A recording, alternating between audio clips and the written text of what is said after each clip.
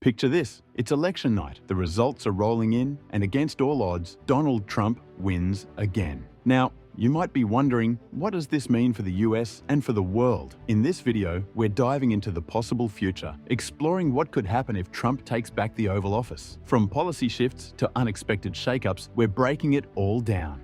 Stick around. This is about to get interesting. The promise of peace, Trump's approach to global crises. If Trump returns to the White House, he'll undoubtedly face two major conflicts: Russia's ongoing invasion of Ukraine and the long-standing Israel-Palestine conflict. Trump has publicly promised that he could broker peace in both situations, claiming he'd resolve the Russia-Ukraine war within 24 hours. But how realistic is that?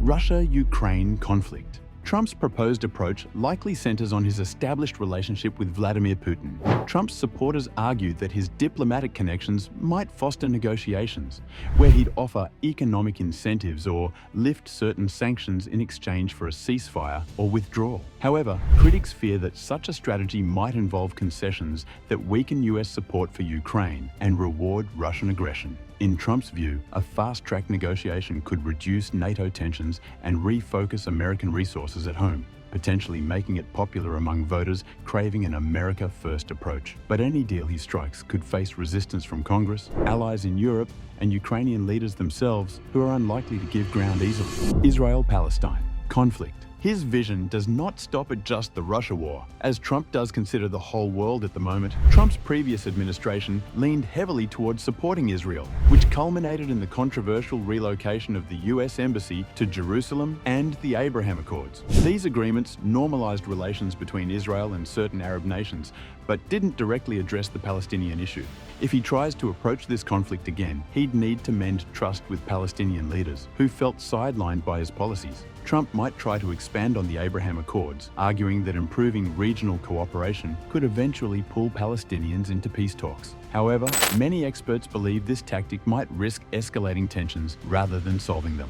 The big question: can Trump truly bring peace to these regions? His supporters say his unique style, direct, transactional, and unorthodox, might disrupt the political gridlock around these crises. Critics, however, warn that his aggressive tactics and close ties with certain leaders could deepen mistrust and entrench divisions rather than resolve them. In the end, Trump's potential impact on these conflicts would likely depend on how much he's willing to compromise, and whether he prioritizes peace or political points. But one thing is for sure: Trump wouldn't follow the playbook of past administrations. Expanding presidential power, a second Trump term. If Donald Trump returns to the Oval Office, one key area likely to see significant focus is the expansion of executive power. In his previous term, Trump demonstrated a preference for wielding presidential authority robustly, often bypassing traditional checks and balances. A second term could see this trend taken further, with Trump aiming to increase the power and independence of the executive branch, using executive orders and emergency powers. Trump often relied on executive orders to enact policy changes when Congress proved resistant. In a second term, we could expect him to use these powers even more assertively, potentially expanding the scope of what can be achieved without legislative approval. From immigration policies to environmental regulations, he could attempt sweeping reforms via executive action, arguing that they're needed to cut through political gridlock. Reshaping federal agencies. Trump's previous term was marked by frequent conflicts with intelligence and law enforcement agencies, including the FBI and DOJ. He might use a second term to install loyalists in these institutions, increasing executive control over them. This could impact how these agencies operate and the degree to which they independently hold political leaders accountable. Shifting balance with Congress and the judiciary. Trump has previously clashed with Congress over issues like budgeting, foreign policy, and oversight powers. He might continue challenging Congress's authority in these areas, advocating for a more centralized executive power. And with potential opportunities to appoint more conservative judges, he could shape the judiciary to support an expanded view of presidential authority. Firm on immigration. Trump's border policy. Donald Trump has consistently taken a firm stance on immigration, making border security a cornerstone of his political platform. His first term saw significant efforts to tighten immigration laws, including the construction of border wall segments along the US-Mexico border. Trump argues that strict immigration controls are essential for protecting American jobs, resources, and security. If re-elected, Trump would likely pursue an even tougher approach. He's expressed interest in completing additional sections of the border wall and implementing stricter screening measures for those entering the country. Trump's focus would likely be on policies that curb illegal immigration, such as expanding Border Patrol resources and enhancing technology to monitor and control crossings. Another potential policy focus could be limiting asylum and refugee admissions, as seen in his previous push to lower caps on refugee intake. Trump also advocates for stricter requirements for legal immigration, supporting policies like merit-based entry to prioritize highly skilled workers. For his supporters, this tough stance represents a necessary defense of American interests. Critics, however, argue that these policies could harm asylum seekers and immigrant communities, creating barriers that some see as incompatible with the US historical role as a refuge for newcomers. Birth control and abortion. Trump's position. Donald Trump's stance on reproductive rights, particularly abortion, has been a key part of his appeal to conservative voters. During his first term, Trump worked to appoint conservative judges, including 3 Supreme Court justices who helped overturn Roe v. Wade in 2022. This historic decision returned the power to regulate abortion to individual states, enabling stricter laws in many regions across the US. Trump has since continued to advocate for limiting abortion access, often positioning himself as a champion for the pro-life movement. If re-elected, Trump is likely to push for further restrictions on abortion at the federal level. Although he has not explicitly called for a nationwide ban, his support for pro-life policies suggests he could seek limits on federal funding for reproductive health services that include abortion. On birth control, Trump's position has been less direct but still conservative-leaning. He has supported allowing employers to opt out of providing birth control coverage in health plans due to religious or moral objections. These stances have won support from conservative groups but sparked concern among reproductive rights advocates who fear restricted access to comprehensive health care for women. With reproductive rights a deeply divisive issue, Trump's policies would continue to shape a contentious debate in American society.